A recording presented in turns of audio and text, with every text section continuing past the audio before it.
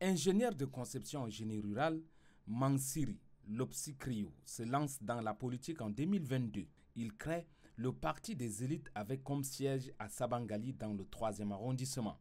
En 2023, le parti de Mansiri Lopsikrio étend ses activités en s'implantant dans 20 provinces du pays. Depuis lors, le Parti des élites nourrit des ambitions. L'une des principales ambitions est de briguer la magistrature suprême. Dans les 20 provinces, le parti n'est pas seulement dans les grandes villes, mais nous avons fait de telle sorte que le parti soit implanté au fond même du village, pour que nos militants de base soient informés de tout ce qu'on fait comme activité politique.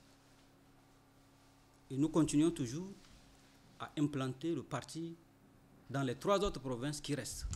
Les objectifs que nous comptons poursuivre aujourd'hui, nous avons beaucoup constaté qu'il y a beaucoup à refaire aujourd'hui dans notre pays. Comme le dit quelque part certaines personnes, tout est à refaire.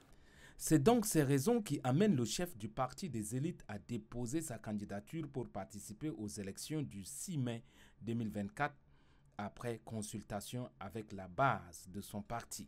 Candidature approuvée et validée par la Cour constitutionnelle.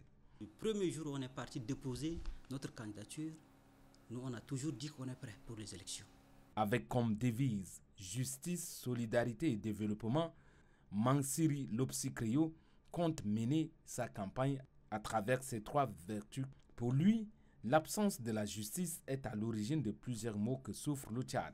Tout ce que nous écoutons aujourd'hui, conflit agriculteurs-éleveurs, c'est parce qu'il y a l'absence de l'autorité de l'État.